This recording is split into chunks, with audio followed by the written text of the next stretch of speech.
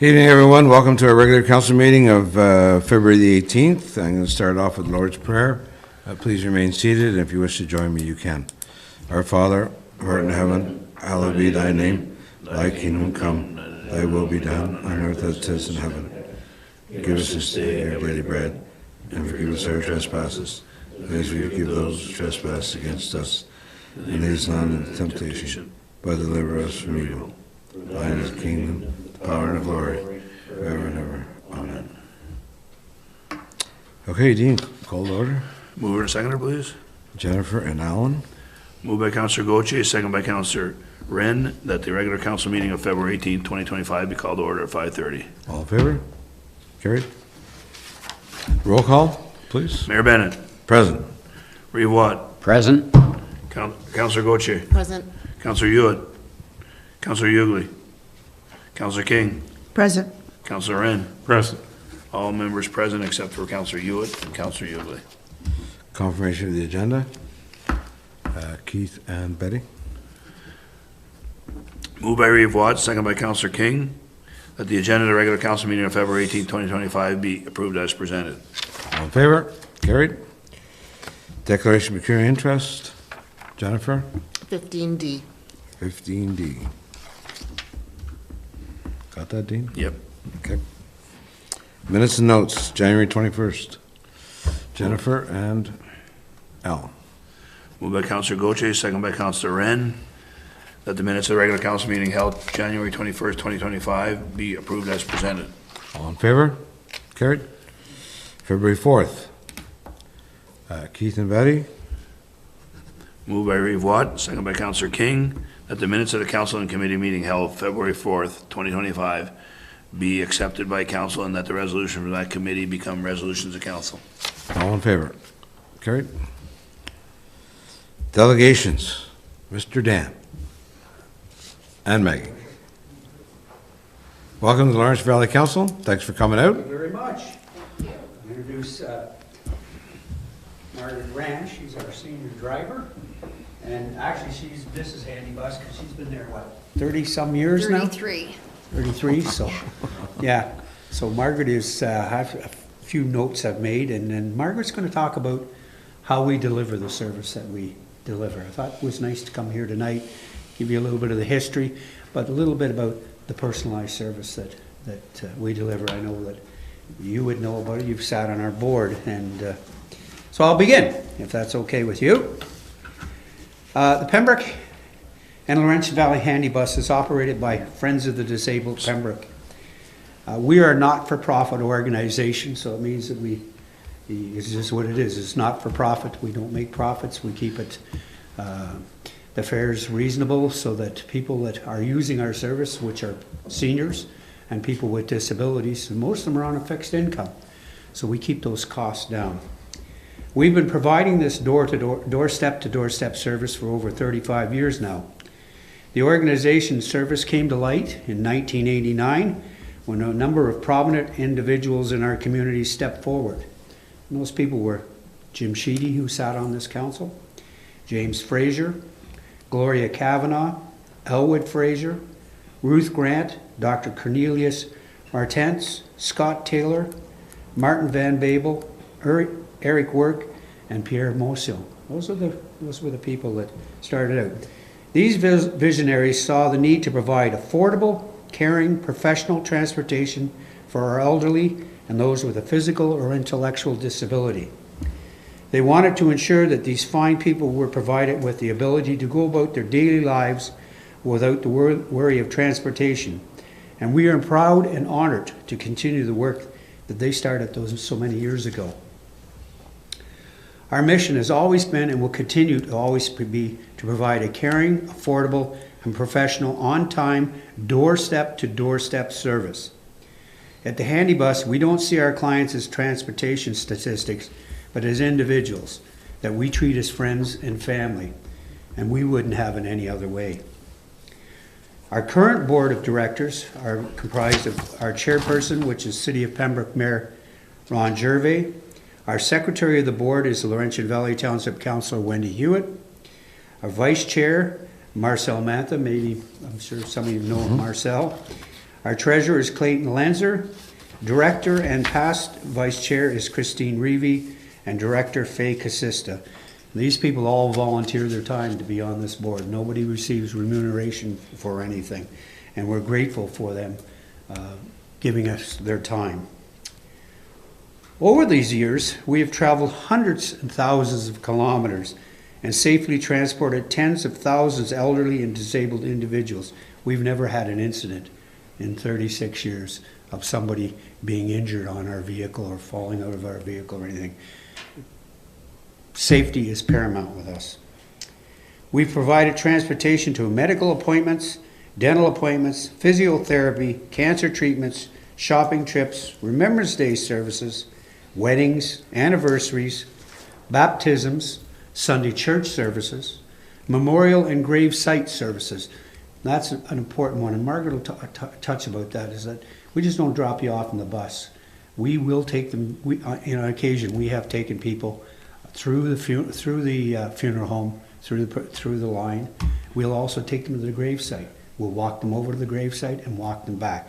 That's the service we provide. We also do special needs school programs, Alzheimer Day programs, retirement residence outings, swimming, sporting events, and recently we're bringing seniors, young and old, to attend programs at the Fit and Feisty Club. You're getting a good turnout for that one. Yeah. Okay, I'm going to turn it over now to Margaret. Most people know her as Maggie, and she's going to talk about how we provide the caring and personal door-to-door service. Thanks, Margaret. Okay, so I started about 3 years after the service started, and we've actually grown. Our clientele's grown. Our people have gotten bigger. I remember when I first started, the ones in the wheelchairs, like we were hunched over, and now we've got 400 or 500 pound people we're pushing in wheelchairs. We take them to funerals. I think we've taken your mother from Supple's Landing, I do My believe. father used to, Your yes. father, yes, Yes, okay, yeah. yes, we've taken him. I've had clients come out of appointments and cry on my shoulder. They had just been diagnosed with cancer. So our service, what we do is we take people to programs, and then we turn them over to the staff at the programs so that the family don't have to. So we make sure anybody with dementia or autism, Down syndrome, they're on our service, they're buckled in, and they're taken right into the program and handed over to staff so the families don't have to worry. Families look at us as basically a relief because we can pick them up at the house, they put them on, we can take them to their program. We've taken school kids for many years, funerals.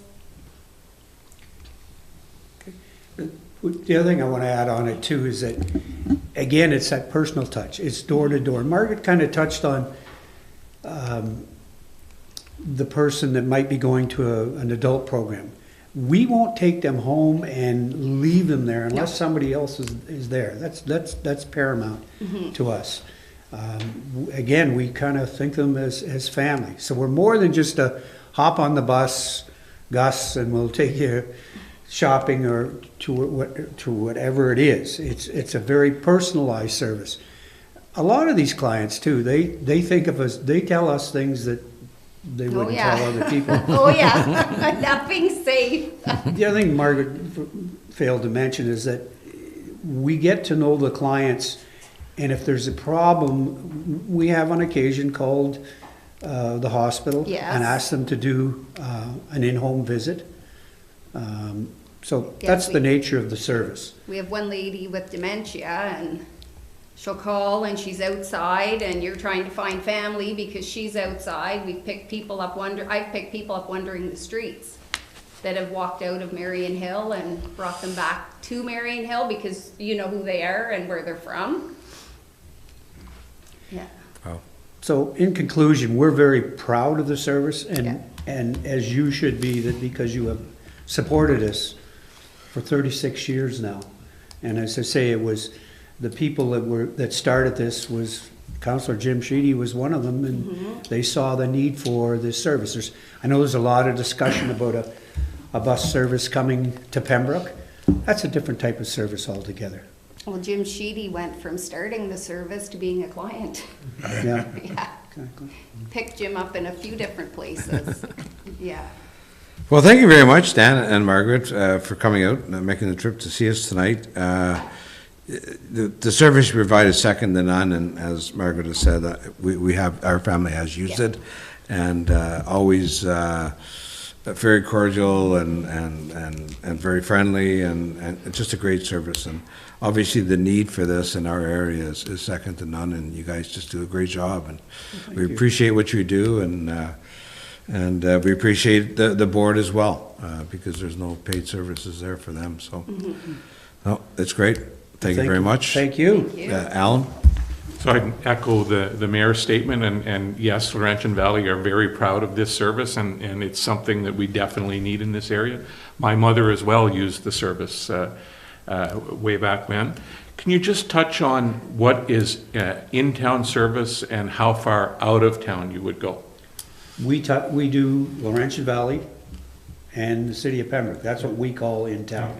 And it's $7 each way. And that's because it's subsidized by yourselves and the city and the fundraising we do. So that's how we've kept the costs down. So if somebody wanted to go further out than that, how far out do you go? And I realize there's an extra charge for that. How far out would you go? We will go anywhere in Laurentian Valley. Again, it's subject to availability. Yeah. I mean, we may not be able to take them the exact moment that they want to go or the exact day, but we're flexible. We try to work with them. We work with them to get them there. Yeah. Keith? Thanks for coming and sharing your information here tonight. Just a couple of questions. You mentioned like you'll take them to a dentist appointment or a doctor appointment. Do you pick them up? Do you arrange or do you estimate the time to return and pick them up and take them back home, or how does that work? What we do is we hand them out cards and they'll call us and we'll get back. We find it's easier that way. If they know a set time they're coming back, then we'll do it. But in a lot of cases, we find that they'll get into an appointment, particularly medical appointments. Yeah. They'll get there and they're running behind. And then we don't want them to get panicked that I told the driver to pick me up at 2 o'clock, or I told the driver to pick me up at 1 o'clock, and then they'll start to panic. And we said, no, you give us a call, and all the medical offices that we go to, they all have our number. And they'll call and say, okay, so-and-so is ready, and we'll say, okay, we'll be there within the next 10 minutes, we'll be there within the next 20 minutes. That's usually the longest it is. Yeah. So we customize it for them. Because again, with those types of appointments, they're always running behind. Right. And can you book ahead? Oh, yes. Yeah, you can book 24 hours in advance. That's what we actually prefer. But we can do it up to 2 hours if it's an emergency, because a lot of, particularly, again, medical appointments, they'll get a call and they'll say, okay, we can get you in now, within 2 hours. And they'll call us and say, okay, well, we'll move some things around and we'll get you there. We are very accommodating. We're very accommodating. That's the ability, but that's the way the service was designed to operate. Oh, good. Because we know that And things you're are ever changing. And you're dealing with seniors, and Yeah. a lot of them they forget, or they don't remember they have an appointment, or they get a last minute appointment, and we accommodate them. Super. I'd ask a question not because I'm anxious to use the service or anything else, but And we basically, if this one's going here, they're gonna be an hour.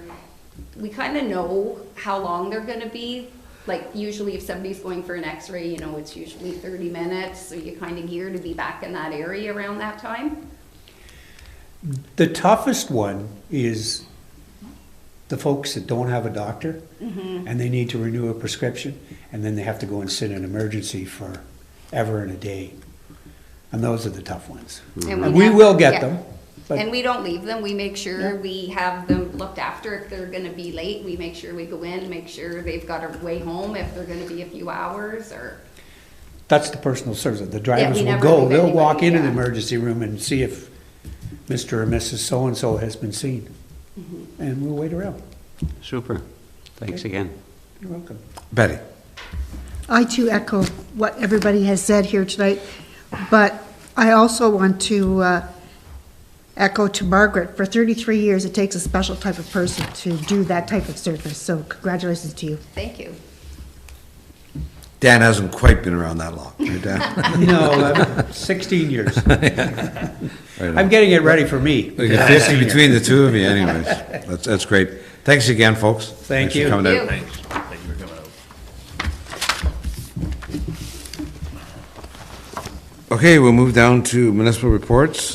Dean's report is there. I don't know if you want to comment anymore, Dean, or, Oh, I think I'm okay. I'm sure we're gonna get going on the Sportsplex soon. Well, we did chat, and, yeah, we've kind of, from a staff perspective, both sides, the RFP, we're trying to work through, and it's just taking a little more time. It's not an easy concept we're trying to get through, but anyway, it is moving kind of slowly, but. Okay, treasurer's report is there. Sean's not here. Oh, I'm sorry, Alan.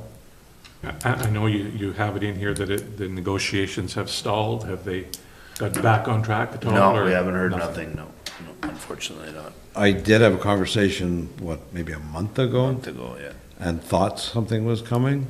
He's been away too, though, to be fair. I think he is coming back, but unfortunately at this point it's still. Yep, nothing going on. Treasury report, Sean isn't here. Public Works, I know Mark's crew's been very busy, and certainly want to do a shout out to our drivers and staff that have done a fabulous job in the last 4 or 5 days through our 2 storms. Sure, yeah, it's, I think like, hats off to our crew. I know we've took a different approach, and I know our operations supervisor, Brad Fott, had an idea of doing some shift splitting, and we've kind of put that in place for the first part of the storm, and I think it worked well. It got us ahead and kept us on some of the main priority routes. I did look up at the Petawawa weather station to see the total accumulation. I think it's a little bit light for us. It was 40.8 centimeters over the course of the couple of days, but I think localized we were probably in the range of 50 plus centimeters for some areas. But that's our closest weather station that we can kind of reference from. But crews did well to keep up with it. For the most part, equipment kept running, and and just hats off to the crew for the job they did. Good, thanks, Mark. Planner, Laurie, do you want to add anything to that, or maybe just briefly go through some of the highlights moving forward? Yes, just to highlight a couple of items. People may have seen on Pembroke Street East as well that we do have coming soon a new Petro-Canada gas station with A&W and Topper's Pizza. So we're looking forward to some more information coming on a formal opening for there. But certainly some of the signage is up, and that's again expected sometime next month. But also now we do have starting. The groundbreaking will start soon with the development on the other side of Pembroke Street East across from Tim Hortons. So we're looking forward to that. That'll have 3 food-related fast food units. So more to come on that in terms of who those tenants are. But again, exciting news there. And then we do have a number of our subdivisions that are coming along quite nicely in terms of towards final approval. So we have Traxton subdivision and Kirkland subdivision as well, both on well and septic, kind of towards the waterfront areas, the Ottawa River, 20 plus lots in each one of those. And then of course, we do have our TMM one as well that's working hard towards final approval, and some others at some earlier stages, but moving along, which will be on sewer and water. So some exciting times to come, and I'm sure it's going to be a busy summer here. Absolutely. It's great. It's great to see. We're very fortunate that people have invested their funds in Laurentian Valley, and we're continuing to grow, and it's a great sign. Any questions for Laurie? Al? Just kudos to the planning department for all the work that went into all of these projects, and it's nice to see you come and blow your horn that this stuff is happening, and hopefully we see that more where you in a meeting tell us and tell everybody what's happening in Laurentian Valley. So it's all good news. Thank you. Okay, Mayor's report. I don't have a report. I was away, so. Move down to, or note and file. Yeah, sorry. motion, yeah. Motion for note and file, Betty and Jennifer. Moved by Councillor King, second by Councillor Gauthier, that the council receive the following reports from mid-January to mid-February 2025, and that at the regular council meeting of February 18th, 2025, CO's report, treasurer's report, public works manager's report, planner CMC report, and the mayor's report. All in favor? Carried, thank you. We'll move on to Transportation Master Plan. Laurie? Okay, yes, so this is the completion of a long process that we undertook jointly with the City of Pembroke.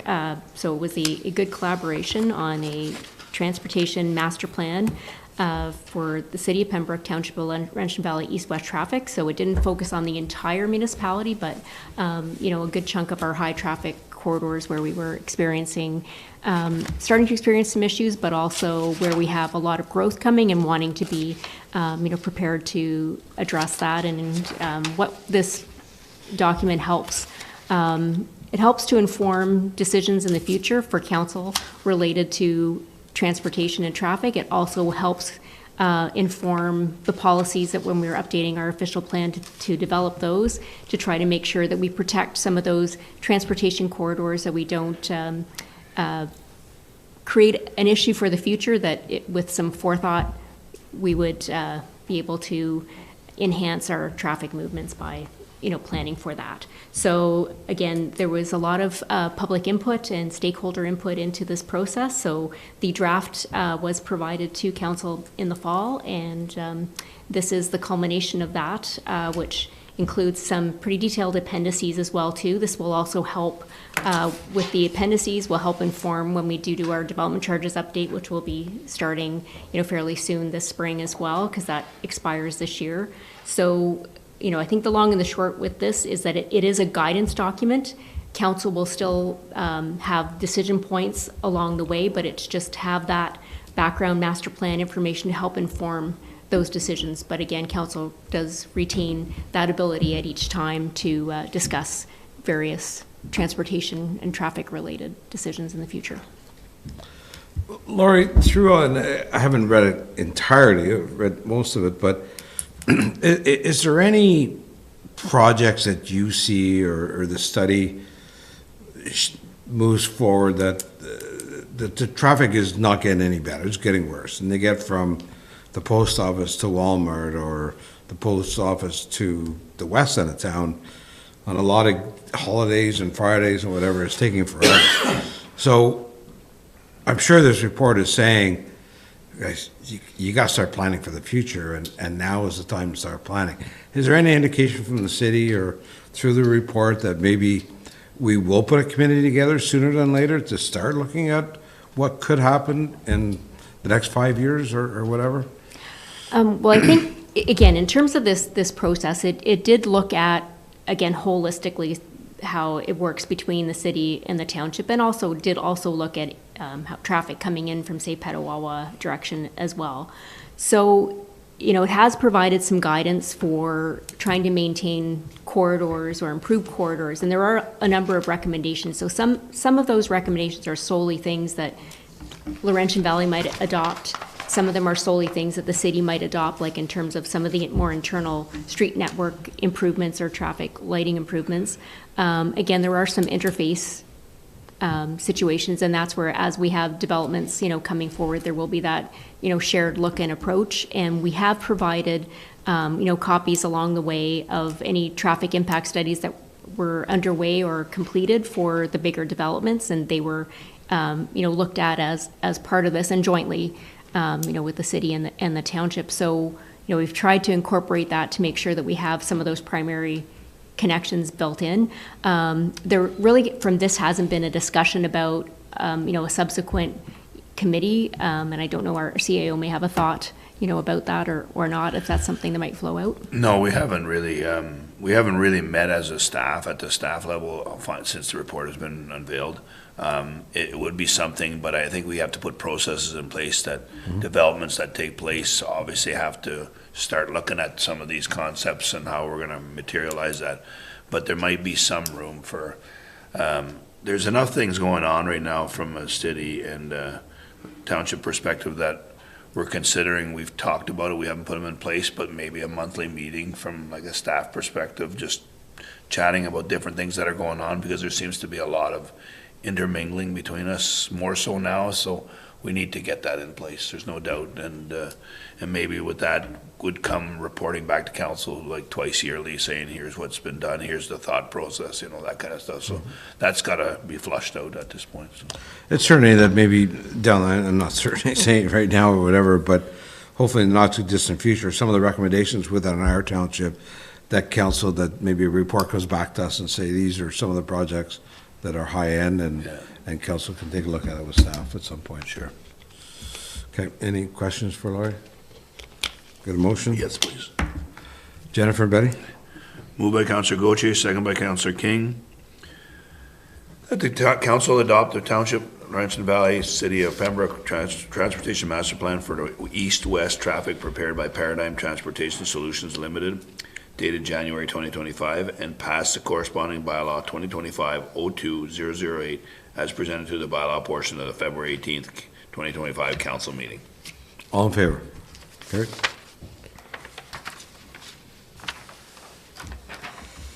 Okay, down to employee remuneration. Yeah, as our policy stated, and I think I talked about it just before Christmas, we had to do a market evaluation with regards to staff compensation, and it's done every 3 years, and this was our year to kind of look at it. From there, two things were flagged quite prominently, as a matter of fact. We did do the other market, but there were a couple of positions that were grossly under evaluated. So one of them was the chief building official. The market stated that the average market, when we did the market evaluation, it was stated that somewhere between 100 and job rate I'm talking about here, the top of the range, was a little over 105,000 on the median side. We were currently paying our building inspector at 88,000. So we've boosted his salary to 102. That's the recommendation. And the reason to do that is obviously retention. We don't want to be stuck with the idea that he goes and, in this case, and finds another job at a certain rate, and we lose him because it costs us a lot more to train him. We've put a lot of time in this gentleman. And the other one was on the water side. The water quality analyst wasn't being paid. We weren't given a premium for that particular position. It is quite an important position for council. Obviously, they have to do certain things on a monthly basis and then report to the ministry on a yearly basis and do their water quality analyst testing.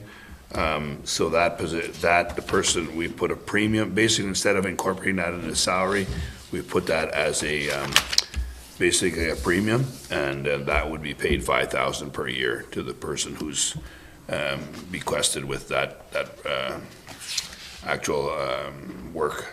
So that's the two changes. It doesn't really materialize in a lot of funds, but it is something that brings them closer to market, so that, again, retention and attraction is there, and fairly paid, compensated. So that's it in a nutshell. That's the only two that changed. Questions, comments? There was a time that we used to pay staff $2 an hour when they were on water, more than what they generally That pay. was, and that's still there. That's for your licenses, the actual licenses. So depending on which license you have, you get 50 cents for each license you have per hour. So if you're OIT, which is operator and training, you get 50 cents on the water side, you get 50 cents on the sewer side. And then class 1, you get 50 cents for class 1, plus your 50 cents for OIT. So it can range up to, you need these licenses, it can range, any individual who has the licenses can range up to $2 on the water side and $2.50 on the sewer side, depending on the licenses you have. And when they're working on those two projects? Yes, correct. Okay. That's right. All right, get a motion? Yes. Keith and Alan? Moved by Reeve Watt, second by Councillor Wren, that council approve bylaw 2025-02-007 being a bylaw to provide for the remuneration of appointed officials and employees of the municipality, and that to repeal the bylaw number 2024-12-066 as presented, and that the bylaw 2025-02-007 be forwarded to the bylaw portion of the regular meeting for February 18th, 2025 for enactment. All in favor? Carried. Okay, next item is MTO, pumping station. Okay, so this is our, I guess I would have to say, the final kick at the cat here. As you know, we had applied for some funding. Unfortunately, we did not receive the funding for that particular process. We did get a hold of a third-party engineer just to have a chat about this whole thing. The ministry had initially gave us an offer to, as we know, the $1 million contribution from the Township of Laurentian Valley to bring water and sewer sidewalks to, from basically sidewalks all the way across our township on the east end of 148 to Drive-In Road, and then also water and sewer from Robinson Lane to Drive-In Road. That was a commitment that we had decided to $1 million. In that offer, there was also a $550,000 commitment from ourselves to put the pumping station at the corner of Drive-In Road to make sure the sanitary sewer was usable. We had chatted about possibly thinking, well, maybe we'd wait for financial purposes, just wait and see if we could figure something out, grant, or maybe wait till later. The thought, when we did we had a discussion with a third-party engineer. We asked them to maybe take another look at that to see if that 550 was a reasonable amount, and they came back quite substantially saying it's probably a good idea to go ahead now, because it'd probably be in the vicinity today of $1 million if we were starting with the engineering and all that stuff. So the ministry has agreed to commit to that price, so we have to either move forward now, because the documents are coming out now to state that the RFP, they're getting ready for the RFP, so there's some legal agreements that we got to sign, which will either include the pumping station or not, and we have to do that in the next few weeks so they can get their RFP out to be able to do some construction on the road. I did talk to the mayor today. Again, commitment, I asked what's the commitment of work. Their RFP is going out, it'll be closed this year. Not sure how much work will get done on 148 this year, because it's gonna get pushed again, but he did commit to having the highway, the lights, the traffic lights. He assured me that they would be up this year, that Drive-In Road. So that's one thing, it's a bit of a win there. Again, they're not there yet, but he's assuring me that they will be up there this year. So that's the only thing in the bright light that can do it, but we do need to make a decision on the pumping station.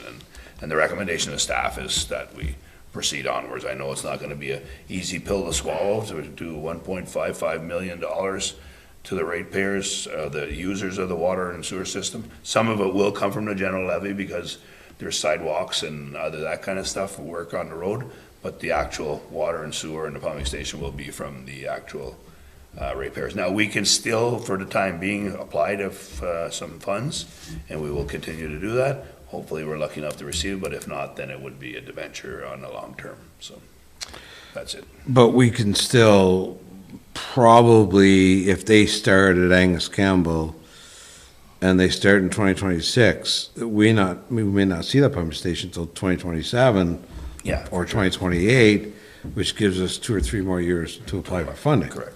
And by then, we'll have some subdivisions Yeah. started, and might be more of a positive way to do it. But I think we really don't have any choice right now. I remember MTL saying that once that highway gets put down, nobody's digging it up in 5 years or 10 years. So right now, and we've heard of different people having some issues with their wells and septic, and how that would unfold down the road, down Drive-In Road, that we'll have to wait and see how that happens. But I don't think we have a choice right now. I think it's very important for the future of the township. Alan, and then Keith. Yeah, I agree. I don't think we have any choice but to move forward with it. My question is these 2 lines plus the pumping station will benefit the entire municipality. So it is at the discretion of council that the general levy could pay more for that. Because we've made that decision as a municipality that water and sewer must pay for water and sewer. So the general levy, if council so desires, could pay more of that 1.55, because it is going to benefit the entire municipality to have the development in the east end of Pembroke. Certainly, that's a decision that we discussed at a later date when we do finance it, but that's a possibility, I guess. Keith? Along the same lines as Alan, that's my thought. I think that it is necessary, considering what the services in the municipality have gone through in this last couple of years with the update and everything else. Had it been immediately in 2026, they're going to have to start paying, I think it'd be a wicked wallop. If, I guess a debenture would be taken out for that, and that's when you would start taxing more for those services. But I guess in addition to that, as so it's there and it's installed, and it's up to the residents then, say drive-in road or whatever, if they want to hook on, it's that cost there for running those pipes. Is that still going to be borne on to the users of the system? How does that work? Well, no, at this case, we will bring, the water and sewer will come to the property line. There'll be a water box or a sewer box at the property line, but it will be the responsibility of the owner at that time to hook on at their cost. So the cost of that piping past From those roads. basically the lot line to their house will be their own responsibility. Okay, but it won't, like, the municipality will install that water line, so to speak? Well, it'll install Along it the on the roadway. road, yes, we're doing the road, but the main, we're putting the main in, but the service from the curb stop or water box, whatever you call it, to the building will be the responsibility of the owner. So that, I mean, you're looking at the 4.8% and 4.4%, again, on top of what they're already paying, it works out pretty substantial on the rate, if you were to work it out on the rates right now. So anything we can do to soften that, such as maybe more grants or whatever, I think it'd be greatly, go a long way towards it. I'll just refer to Mark, maybe. Mark, are you aware of anything different in the contract? It was to the water box, eh? Like, it wasn't not, they weren't bringing it into the buildings. No, so for the 148 corridor, it Yeah. would take everything to the property line. So Yeah. if we were going to run up Drive-In Road in the future, that main would probably be a cost sharing or some responsibility. There'd be like a connection fee or some kind of charge to the residents for that. But the work in 148, that would be essentially all the mains installed, services to the property line, but then from property line to home would be the ratepayers for that first phase anyway. And who knows what's going to happen down the road? You may have 3 or 4 or 5 residents in one pocket that wants water and sewer or one or the other, but to get there, you got to run that line past everybody else. So does the municipality make it mandatory that everybody hooks on to absorb the cost better per individual, or how that's going to work? That's going to be next council's Be a decision, discussion, yeah. at least. Yeah. Alan? I can tell you if I had the opportunity to hook onto water and sewer where I am, no matter what the cost was, absolutely. I'd sign up in a heartbeat. Oh, for sure. Okay, so do we have a Yes, motion? please. Jennifer and Alan. Moved by Councillor Gauthier, second by Councillor Wren, that the council agree to include the pumping station in the MTO 148 rehabilitation tender, and that Laurentian Valley contribute $550,000 extra to the cost of the project, bringing a total municipal contribution to $1.550 million. All in favor? Carried. Say it fast. Yeah. Yeah, it does, yeah. Well, we're not spending it now. We're just giving our word. Monthly animal report, anything for Dean on that? Betty? Not so much about the report, but I do have to give a shout out to the animal bylaw. I did have a instance to have to give them a call on the weekend. I had a resident call looking to try and get a hold of them. Reached out, and within half an hour or so, I received a call back, and they continued to contact me with follow-up throughout the evening with what was going on. So kudos to them, and I give them a shout out for that. Good. Good to hear. Okay, down to information items, just for information, Dean. Yeah. Bylaws, I guess. First one is the first three. We've separated out the third and fourth one to let Councillor Gauthier to leave the room, so we'll do the first one, please. So motion, Yeah. Al and Betty? Moved by Councillor Wren, second by Councillor King, that the following bylaws be enacted, passed, and be read a first, second, and third time, and be numbered and signed by the mayor and the clerk and sealed with the seal of the corporation, and be engrossed in this bylaw book this 18th day of February 2025. Bylaw 2025-02005, zoning bylaw amendment Z 2024-11 shower. Bylaw 2025-02007, remuneration of appointed officials and employees in the municipality, and repeal bylaw number 2024-12066. Bylaw 2025-02008, to authorize adoption of the Township of Laurentian Valley, City of Pembroke Transportation Master Plan, east-west traffic. All in favor? Carried.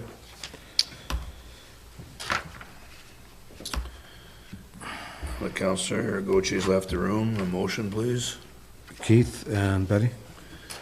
Moved by Reeve Watt, second by Councillor King, that the bylaw 2025-02006, zoning bylaw amendment Z 2024-12, Gauthier 13424, be enacted, passed, and be read a first, second, third time, and be numbered and signed by the mayor and the clerk and sealed with the seal of the corporation, be engrossed in this bylaw book this 18th day of February 2025. All in favor? Carried. Give a minute, maybe. Laurie, could you get Jen, please? Thank you.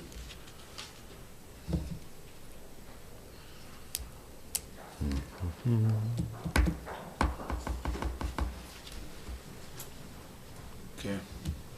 Okay, council acknowledgements? Comments? Mark? I know we just kind of went over it quickly, just the notice of the online public information center for the county of Renfrew. The notice was about their second public information center, and it's just talking about some significant changes from the first report on the rationalization study. When it first came out, it was at a point where the township was looking at an increase of about 50 kilometers of road to our network. With what's under their new proposal, and again, it's very preliminary. They're looking at the assumption of Beeline Road, keeping a lot of the roads that they initially were looking to transfer, and we would actually see a net of less 10 kilometers of road instead of receiving 50. So with what's presented and moving forward is a substantial change. We'd still be taking on part of, or all of Waito Station, part of Witt, part of Dorn Road, but things like Whitewater Road, Mud Lake Road, those roads, Mountain Road would stay with the county, along with the assumption of almost 17 kilometers of the full length of Beeline Road. So it's the report is drastically changed for Laurentian Valley and say more in our favor. So we'll kind of keep monitoring, offering comments as this process is going through, but just wanted to share that with council that this is some good news out of, not going to say fear, but just some concerns back in December when we were looking at a significant increase to our road network. Absolutely, 50 kilometers was a crazy amount, but they're still looking at adding 10, so there's still a cost. We'll be less 10. Oh, And less the way 10, the way I'm it sorry. looks like now, with all the changes, we'd be possibly less 10 kilometers of road, so a slightly shorter network than what we have now. Okay, good, thanks, Mark. Anything else, folks? Keith? At our last county council meeting, there was, I guess, part of the package was from operations where they looked at all kinds of options of sharing costs with the municipalities right through, from taking over all the roads to having the municipalities do the roads, so on and so forth. But there were so many unknowns that they came back to the same, that they are working with some municipalities, having shared costs. Municipality do some of their work or whatever, but it's not going to change. It will remain like that. And if any municipality still wants to share with the county, they'll try and either pay for it, the difference, or work it out. One of the areas that they said was like the far end of Boundary Road from Brewham to Jean Avenue. He's seen the township truck, the county truck, and the city truck all doing the same chunk of road. So they're still encouraging municipalities to give it some thought, and if there's anything that they feel they could handle, they'd be certainly willing to entertain it. Okay, thank you. Anything else? Okay, motion to go in closed. Betty and Jennifer? Moved by Counselor King, second by Counselor Gauthier, that the regular council meeting of February 18, 2025 move into closed session at 6:15. Chaired by Mayor Bennett, according to Ontario Municipal Act 2001, Section 239.2, Section 239.3, Section 239.3.1, in order to address a matter pertaining to personnel matters about identifiable individuals, including municipal or local board employees. All in favor? Carried.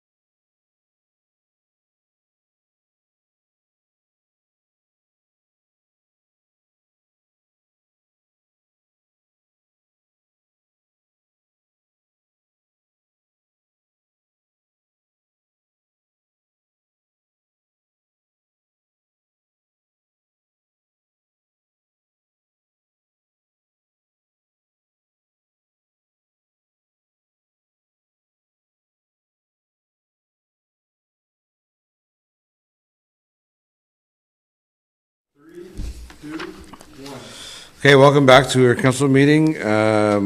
Dean, move out of close. Alan and Jennifer. Moved by Councilor Ren, second by Councilor Goche, that the regular council meeting of February 18th, 2023, move back into open session at 6:30. All in favor? Carried. Note and file. Sorry, I'm just gonna mix it. Note and file, move in a second, please. Okay. Keith and Betty. Moved by Councilor Watt, second by Councilor King, that the item not specifically addressed by motion of the regular council by motion of the council in the regular council meeting of February 18th, 2025, be noted and filed accordingly. All in favor? Got mixed up there. Confirmatory bylaw. Mover and seconder, please. Alan and Jennifer. Moved by Councilor Rand, second by Councilor Goche. That be resolved that the Council of Township of Laurentian Valley approves confirmatory bylaw 2025-02009 as having been introduced, read a first, second, and third time, and the said bylaw be numbered and signed by the mayor and the clerk and sealed seal of corporation this 18th day of February 2025. All in favor? Carried. Adjournment. Keith and Betty. Moved by Reeve Watt, second by Councilor King, that the regular council meeting of February 18th, 2025 be adjourned at 6:33 PM. All in favor? Carried. Thank you. And that's it. Thank you.